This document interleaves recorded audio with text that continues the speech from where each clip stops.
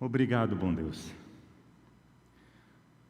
Louvamos a Ti pelas palavras desse louvor, que nos convida a descansar, a sossegar na Tua presença, Pai. Pai de amor, a nossa vida é repleta por circunstâncias desafiadoras, Senhor.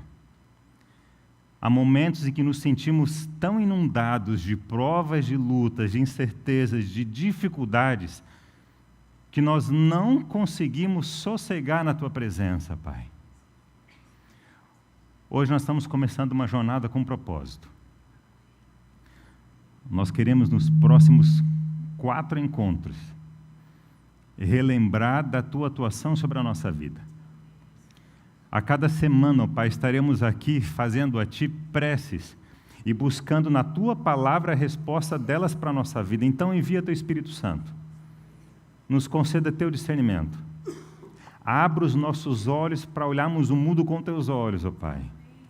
E nunca, nunca, nunca esquecer que o Senhor está ao nosso ladinho sempre. No nome santo de Jesus, amém, Pai. Amém, amém.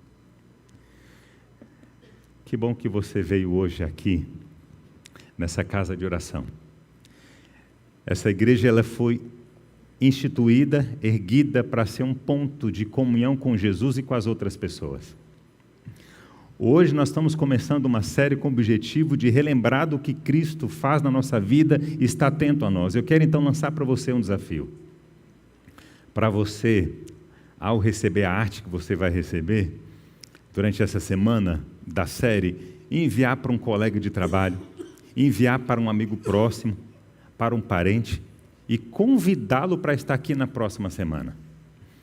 Permita que o Senhor Jesus te use para você dar o privilégio de outros estarem conosco aqui também, vivenciando o Evangelho, que só o Pai pode conceder. Permita que Deus te use nesse processo de transformação. Permita. Hoje, de forma especial, como primeiro tema, nós conversaremos sobre o título Por que eu, Senhor? Por que aparentemente eu sofro tanto? Sendo que os colegas de trabalho, na minha visão, não sofrem tanto quanto eu. Por que parece que o meu vizinho consegue construir a casa dele, fazer reforma após reforma, pintar um muro todos os anos, e eu não consigo nem pintar as paredes da minha casa? Obrigado, amigo. Por quê? Aí uma frase muito cogitada e muito conversada durante o tempo. Porque, aparentemente, a grama do vizinho parece mais verde do que a minha. Já ouviu essa expressão? É um ditado muito popular que nós conversamos corriqueiramente. E existe, amigos, vários tipos de grama. Comumente, o mais comum são 2 específicas. Uma que é chamada de grama japonesa ou coreana.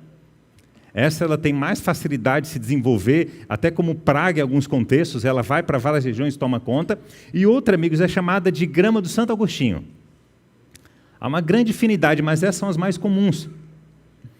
E é comum você cogitar que quem está sentado ao teu lado, quem está assistindo com você, tem uma vida talvez mais confortável, mais sossegada do que a tua. Mas eu tenho plena certeza, talvez você tivesse a oportunidade de conversar com essa pessoa, ela teria uma resposta diferente para você. Eis que um belo dia, numa parada de ônibus, estava um jovem casal de namorados, sentados ali na parada de ônibus para pegar o ônibus. Vamos projetar que essa história aconteceu em Cuiabá. Em Cuiabá tem algo bem curioso, nós moramos 3 anos e meio em Cuiabá, estamos até hoje no projeto Together, que foi um evento maravilhoso de missão, e em Cuiabá tem uma característica bem interessante. As pessoas, quando estão esperando os ônibus, não sei se aqui em Rondonópolis você já viu essa cena, ao poste, e é comum ver as pessoas na sombra do poste, na parada de ônibus, se escondendo na sombra do poste, gente, é muito curioso. E aí então vem um atrás de você, outro atrás de você, outro atrás de você, faz aquela filinha. E se você olhar sem prestar atenção no poste, você não sabe porque tem aquela fila. Aí quando você vê o poste, você vê a sombra, vê que é por causa da sombra do poste, para poder se esconder. E eis que ao meio-dia estava um casal de namorados na parada de ônibus, amigos, se preparando para ir passear no shopping. A moça, jovenzinha, feliz, né, havia se arrumado, passado perfume, lavado o cabelo, passado creme, estava ali preparada para agradar o rapaz, sonhando no futuro formar uma família. E os dois amigos na parada de ônibus, o sol quente do meio-dia, e ela suando, o rapaz do lado também, mas não importa, porque o amor une os dois. E ali um do ladinho do outro, alegres e felizes para aquele momento tão contagiante, tão significativo, olham para o lado e eles veem um carro vindo, amigos. É um Fusquinha, não sei quem aqui já teve ou tem. Eu acho que a maioria das pessoas no Brasil já tiveram um Fusca um dia, ou pelo menos o pai e a mãe teve. Dentro do Fusca, amigos, está vindo um casal num dirigir emocionante. Quem teve Fusca sabe que dirigir Fusca é emocionante. Eu e a Josi tivemos um por 6 meses, amigos, mas eu dava tanta cotovelada nela dentro do Fusca, eu sou grande, ela também, que nós tivemos que desfazer do Fusca. E aquele casal na parada de ônibus, vindo aquele Fusquinha se aproximar, a moça namorada ainda, cutuca o rapaz do lado e fala, olha ali, talvez no futuro, quando nós casarmos, a gente pode comprar um carrinho como aquele. Aí não precisa, né, vir pegar ônibus na parada de ônibus no sol quente, a gente vai de Fusca no shopping, isso é legal demais. É emocionante para o casal começar juntos. E elas então vê o carro vindo, aponta para ele em sinal, e dentro do carro estava outro casal. E os dois ali dirigindo dentro do Fusca, naquela emoção de dirigir um Fusca que é emocionante. E então a esposa um pouco angustiada, vendo o marido ali, olha para o lado e fala, está vendo, amigo? Está vendo, meu amor? Nós temos que mudar de carro. Esse carro é tão feio que por onde a gente passa, todo mundo fica apontando para nós e rindo. Olha só. Veja a questão de perspectivas diferentes, amigos. Perspectivas diferentes. Em cada fase da vida você tem uma luta diferente. Hoje, talvez a sua luta é com relação ao trabalho. Talvez, então, sobre relacionamento. Ou com as suas próprias emoções. Mas sabe que a cada fase da vida nós temos preocupações diferentes. E o Senhor Jesus deseja ajudar você a vencer cada uma delas. Por isso você questiona o Pai, por que eu, Senhor? E a palavra do Senhor vai responder para você, tá bom?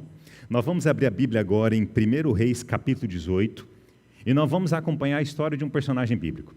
Amigos, nós vamos ler a palavra do Senhor em todos os encontros, porque é Cristo que é a métrica para a nossa vida. Convido a você que está nos assistindo também, pegue sua Bíblia, tá bom? Para você acompanhar conosco. 1 Reis, capítulo 18, tá? Ou então também vai ser projetado para facilitar. Mas o melhor mesmo é você na Bíblia para poder estar acompanhando junto conosco, tá bom? 1 Reis, capítulo 18. Tá bom? 1 Reis, capítulo 18.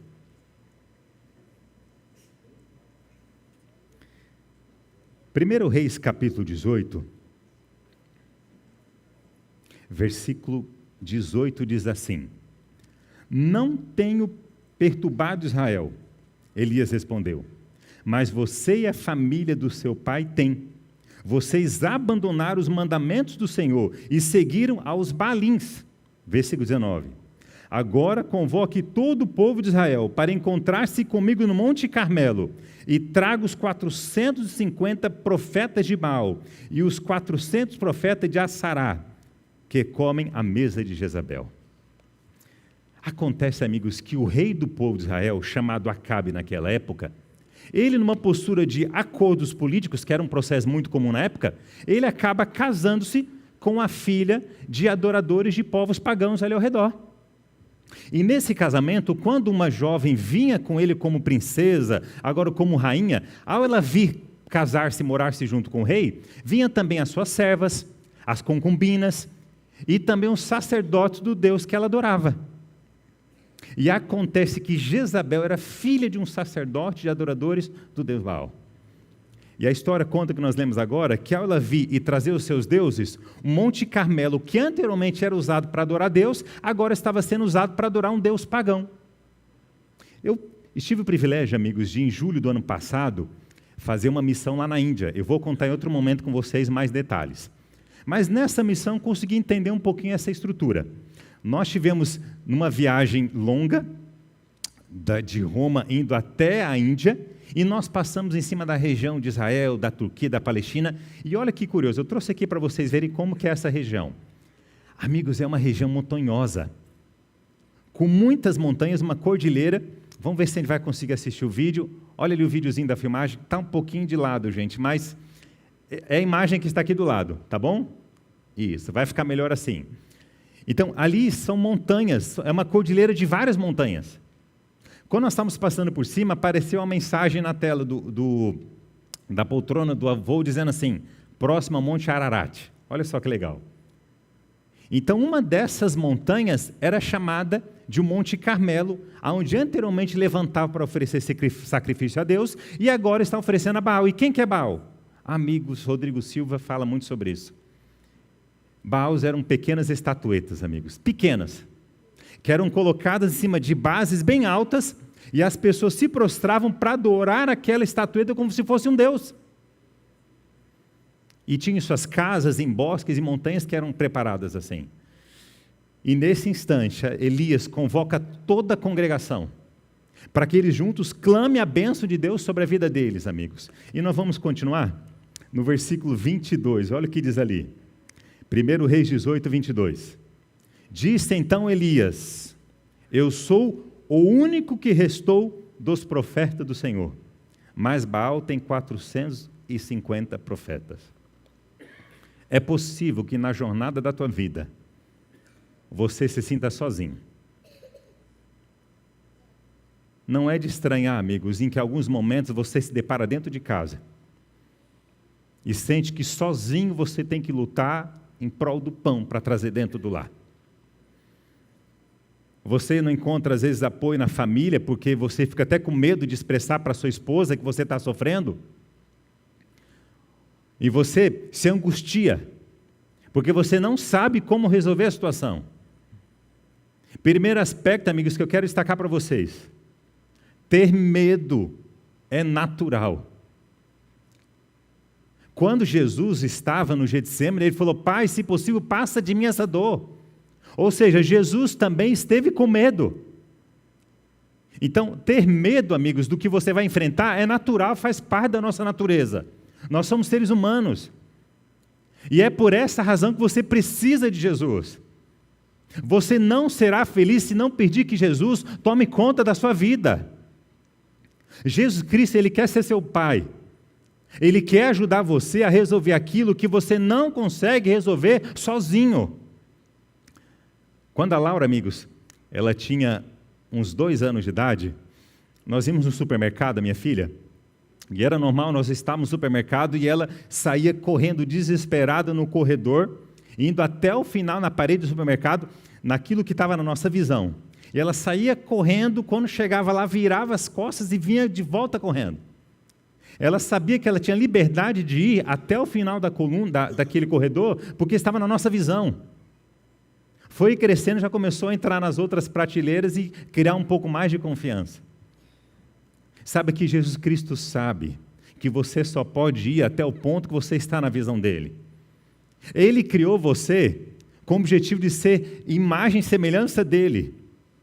Deus criou você para você adorá-lo. E Ele está disposto a ser seu Pai, ajudando você a vencer cada desafio da vida. Então não lute sozinho.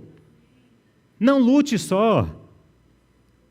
Qual que é a diferença do nosso Deus para esse Deus Baal? É que os deuses Baal, amigos, que na verdade foram criados por seres humanos, eles foram criados com uma limitação. Porque todo ser humano, quando pensou em criar um Deus, ele não conseguiu assimilar a ideia de um Deus que oferece tudo e não pede nada em troca. E o nosso Deus, além de não pedir nada em troca, Ele fez uma loucura muito maior. Ele ofereceu o Filho em prol de você. E só você que é pai sabe o que dói quando a gente fala dos nossos filhos. Eu lembro de um jovem, Michel, um jovem pregador lá em Maringá. Hoje ele terminou o curso teológico, é capelão no colégio do IAP. E nós estávamos conversando porque ele falou, pastor, eu percebo que você tem muito amor pela sua filha, porque todo sermão você cita da Laura. Eu falei, Michel, deixa nascer a Rebequinha que você vai ver. A esposa dele estava grávida. Foi nascer a Rebeca. No primeiro sermão que ele fez, ele citou sobre a vida da Rebeca. Eu falei, Michel, você só sabe, você só entende o que é Deus Pai oferecer Jesus quando você é pai também. Então escuta. como você tem amor e carinho pelo teu filho. Jesus Cristo tem o mesmo amor e carinho por você. E Jesus Cristo, amigos, vai fazer o que for necessário para alcançar você. Se for necessário entregar a própria vida, Ele entrega. E Ele fez isso. Por essa razão que a mensagem da cruz, amigos, é loucura para nós. Nós não conseguimos assimilar como pode um ser, em plena consciência, entregar a sua vida em prol de mim. Eu não entendo isso, eu não aceito. Por isso que eu digo a você, pare de lutar sozinho. Ter medo no coração, amigos, é normal. Mas Jesus Cristo quer estar do teu ladinho. Ele quer dar a força, a coragem que você precisa para enfrentar cada um desses desafios e encontrar realmente vida e vitória no final. Acontece, amigos, que Elias orou com tamanha fé. Ele foi para aquele monte e orou com tamanha fé que Deus mandou fogo do céu e consumiu todo aquele altar. Naquele momento ele provou quem era o verdadeiro Deus. Naquele momento ele pôde encher o coração de coragem, porque Deus ajudou ele a enfrentar uma batalha. Só que logo na sequência ele sofreu uma consequência. No capítulo 19 agora, olha que interessante. No capítulo 19, no versículo 2 diz assim, olha, 1 Reis 19, 2. Por isso, Jezabel mandou uma mensagem a Elias para dizer-lhe, que os deuses me castiguem como todo rigor, se amanhã a esta mesma hora eu não fizer com que a tua vida, com a sua vida, o que você fez com a deles. Versículo 3. Elias então teve o que, amigos? Medo, e fugiu para salvar a sua própria vida. Nesse momento, amigos, na minha mente eu só consigo imaginar Deus olhando para Elias. Veja, Elias teve medo, e Deus mandou fogo do céu. Agora, ele sofreu uma outra opressão, e novamente ele teve o quê? Medo. Sabe o que parece a história de Elias? A tua vida. Você consegue olhar para trás e ver momentos da sua vida em que Deus cuidou de você? Que foi só um milagre de Deus que curou você, que resolveu a tua vida? Talvez seja uma enfermidade, ou então um momento que você estava desempregado e você faltava pão na sua casa, e Deus respondeu a prece. Então você tem sim um momento na sua vida que você sabe que foi só Deus, porque se não fosse a mão de Deus ali, você não estaria aqui. Então escuta, você hoje está sofrendo como Elias, porque o Pai te ajudou no passado, e você está esquecendo dessa ajuda. Então eu trago hoje a resposta de Deus para você que Ele deu para Elias. Amigos, eu não consigo ver outra cena como eu citei, a não ser ver Elias chorando e Deus olhar para ele e falar, meu filho, vem cá comigo, filho, vem cá, eu te conheço e eu vou cuidar de você. O Senhor Jesus é o único que conhece você na sua intimidade. O Senhor Jesus sabe daqueles momentos que você está sozinho chorando, e que você tem medo, vergonha de falar para os seus pais, para os seus colegas de trabalho, para a tua esposa, para o teu marido. Mas Jesus sabe desses momentos. Deus falou, vem cá, amigo. A história conta que um anjo acordou de noite e ele falou, vem cá, vamos comigo naquele monte. Qual monte? Entre aquelas cordilheiras, amigos, havia o que nós chamamos do Monte Sinai. O Sinai era uma cadeia de montanhas e uma delas era chamada de Monte Horebe, o monte de Deus. E Deus falou, Elias, vem cá comigo que eu quero falar contigo. E Elias foi para aquele monte. E aqui a história se conta maravilhosa, amigos. Nós vamos continuar no capítulo 19. No capítulo 19, versículo 10 diz assim, ele respondeu, eu tenho sido muito zeloso, Senhor, Deus dos exércitos. Os israelitas rejeitaram a tua aliança, quebrando os teus altares, e mataram os teus profetas a espadas. Eu sou o único que sobrei, Senhor, e agora também estão procurando tirar minha vida. E o Senhor então lhe disse, sai para fora e fique no monte, na presença do Senhor, pois o Senhor vai passar sobre ti. A história conta que ele foi para esse monte, que era o monte de Deus, um monte literal mesmo, Monte Horebe. Ele entrou dentro de uma caverna e Deus falou, vem para fora que eu vou falar contigo. Quando Elias veio para fora, a história conta que 3 fenômenos aconteceram naquele momento. A história conta que vieram bolas de fogo do céu, e Elias ali em pé ficou com medo. A história conta que houve um grande terremoto, e os pés de Elias começaram a tremer, ele ficou com medo também. A história diz que veio um vento forte, e ele ficou com medo de cair. Mas logo na sequência, veio uma brisa mansa e suave. E Deus falou com ele. Falou: meu filho, o que está acontecendo? Por que você está chorando? Por que você está reclamando da vida, meu filho? Aí ele começou a falar: Senhor, só eu que restei, Senhor. Aí você reclama: pai, como é que posso, Deus? Eu estou trabalhando, estou fazendo melhor e não recebo aumento de salário. Senhor, eu não aguento mais esse marido, eu faço tudo para agradá-lo, mas ele não dá atenção para mim. Senhor, eu estou estudando para as provas, mas chega na hora eu esqueço e não consigo lembrar das questões da prova e tiro nota baixa. Senhor, eu quero tanto encontrar uma moça especial, mas eu tento e não consigo. O Senhor Jesus é o único que conhece a tua vida na intimidade. Ele sabe o que você está sofrendo hoje. Ele sabe. E Ele olha para você com o mesmo olhar de amor e carinho que Ele olhou para Elias. E Ele falou assim: meu filho, não se preocupe, meu filho. Não é só você que restou.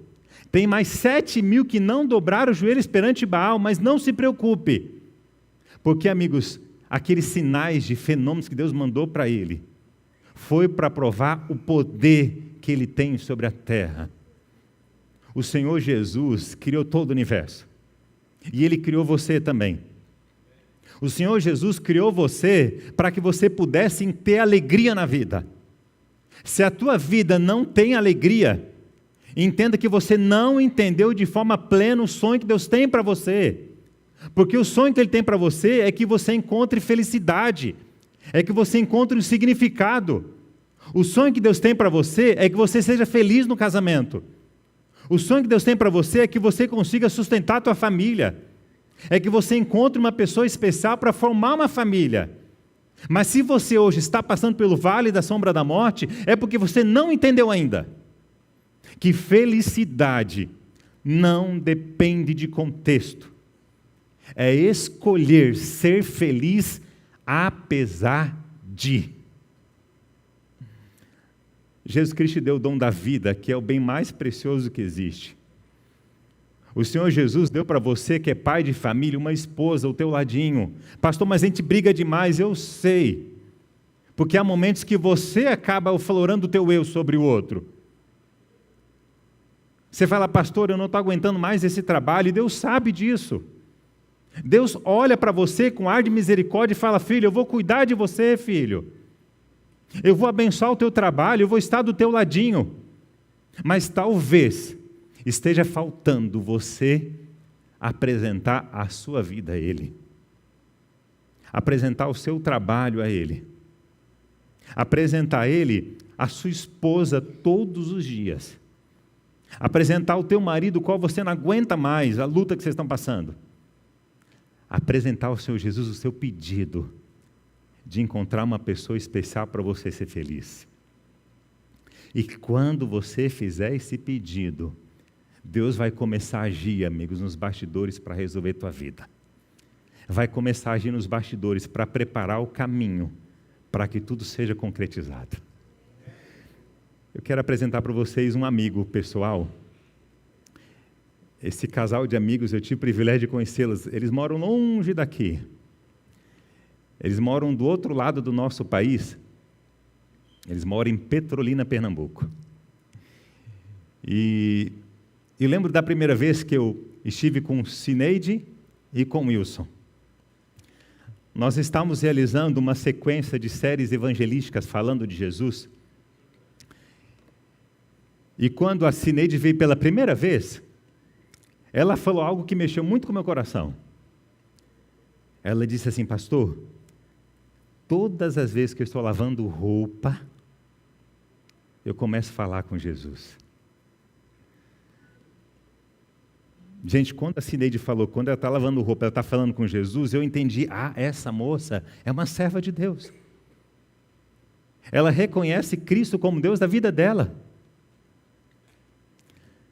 E ela então tomou a decisão de entregar o coração a Cristo pelas águas do batismo, amigos, para recomeçar de novo. Só que ela queria realizar isso juntamente com seu esposo, que era o Wilson. Só que o Wilson tinha algumas lutas entre eles. Uma delas é que o Wilson ele era um excelente mecânico. A melhor profissional para fazer alinhamento e balanceamento em carro. E no sábado ele corriqueiramente exercia esse trabalho, porque algumas pessoas trabalhavam a semana toda e no sábado levavam o carro para arrumar. E ele era o único mecânico, o único profissional. E agora? Outro detalhe, o Wilson tinha um problema também, amigos. Ele teve um antigo relacionamento. E nesse relacionamento ele tinha uma filha, e diante do relacionamento da filha, você sabe que quando envolve filhos, é necessário levar no cartório, né? No fórum, para resolver a documentação. E ele precisava casar com a Cineide, mas para casar com a Cineide tinha que estar divorciado. E agora? Ele não era divorciado ainda, o processo estava no cartório. E ele tinha dificuldade com o vício da bebida também. Amigos, passamos uma semana orando, clamando para Deus atuar, enviando o Espírito Santo para dar vida a eles. Uma semana. Falei, Wilson, e a questão do casamento? Ele falou, pastor, eu não sei. Eu entrei em contato com a Perpétua, uma irmã que trabalhava no fórum. Falei, Perpétua, pesquisa como é que está o processo do Wilson. Ela foi pesquisar e trouxe a resposta. Ele já estava divorciado há 1 ano e não sabia. Amém? Wilson, e agora, Wilson? Pastor, agora tem um trabalho. Aí eu fui conversar com o patrão dele. Fui lá no Auto Center, né, conversar com o patrão. Falei, amigo, eu sou o pastor da igreja que o Wilson está frequentando. E fui lá conversar com ele, né? O patrão falou, olha, o Wilson falou que ele conversou com o senhor, né? Que ele gostaria de no sábado estar com a família na igreja, né? Eu falei, então, rapaz, o Wilson é o único mecânico aqui, é o melhor que faz alinhamento e balanceamento, né? Eu falei, poxa vida, o patrão vai reclamar. Ele falou, mas olha, o Wilson de vez em quando faltava o trabalho no sábado, porque ele bebia até tardão da noite. Então, se ele fala para mim que não vai vir no sábado porque ele vai estar na igreja, é coisa boa. Deus resolveu também, gente. Cineide contou para mim, pastor Wilson estava sentado na sala comigo. E eu fui lá no quarto. Cheguei para ele e falei, Wilson, tá aqui, ó. Você sabe como eu sou vaidosa. Eu estou com uma caixinha aqui de adereços que eu não usei ainda. Ela dizendo, eu vou jogar fora isso. Você não vai largar esse vício? E eu louvo a Deus, amigos, porque Deus resolveu tudo para o Wilson. Tudo. E eu tive a alegria de acompanhar o seu batismo. E saber que hoje ele é ancião, ele é presbítero da igreja onde eles congregam, gente. Então escuta. Se você tem clamores ao Senhor Jesus, Elias também tinha. A sua vida não é inferior do que quem está sentado do teu lado, gente. A vida não é fácil mesmo. Não é fácil. Mas o Pai está olhando para você, Ele está preocupado com você, o Pai vai mudar a sua vida. Casamento muda a nossa vida, nova profissão, tudo muda, amigos, mas nada pode mudar você como o Espírito Santo. Deus quer moldar você, Ele vai te ajudar a fazer o que só Ele pode. Mas isso só vai acontecer se você permitir que Ele opere na tua vida. Porque o resto, amigos, Ele resolve tudo. O Wilson tinha várias barreiras. Elias tinha muito questionamento. Amigos, Jezabel queria tirar a vida de Elias. Mas Deus cuidou dele, Deus carregou ele no colo. O mesmo Deus vai carregar você no colo. O mesmo Deus vai resolver todos os seus problemas a partir do instante que você pedir para Ele. Você precisa dizer, Pai, me ajude porque eu não consigo sozinho. Então vou trazer 2 respostas para você. A primeira delas, olhe para quem está do seu lado. Dá uma olhadinha para quem está do seu lado, está vendo? Dá uma olhadinha aí. Talvez você não conheça quem está sentado do teu lado. Mas essa pessoa está aqui juntamente com você.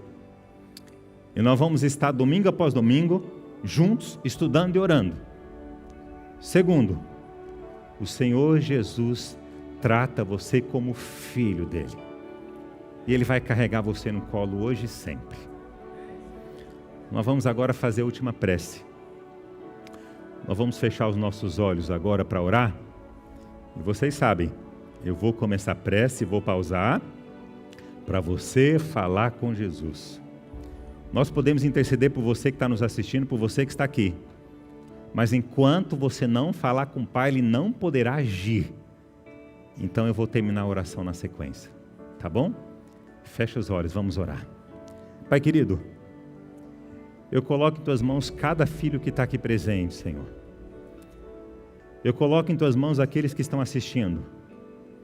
Hoje, na Tua presença, nós questionamos a Ti por que eu sofro. Então nós relembramos que sofrimento, ó Pai, todos nós passamos. Na nossa vida eles mudam de fases, mudam de aspecto, mas todos nós sofremos na vida por causa da saúde, por relacionamento, por trabalho. Então clamamos a Ti que conforte o nosso coração, Pai. Conforte o coração de quem está nos assistindo. Dê a certeza que o Senhor está sentado do seu ladinho agora, Pai, protegendo, livrando do mal. Pai de amor, toma em Tuas mãos a cada um que está conosco aqui nesse auditório, Pai, nessa casa de oração, Senhor. Dê a certeza de que nunca, nunca, nunca o Senhor saiu do seu lado. E que nesse momento que ele está passando do vale da sombra da morte, de provação, o Senhor vai carregá-lo no colo, Pai. O Senhor vai carregá-lo no colo e vai protegê-lo nessa fase difícil. Então, nesse instante, ó Pai, cada filho aqui presente, em secreto, sozinho, abre o coração a Ti, lhe expressando o desejo sincero do Teu coração, Pai.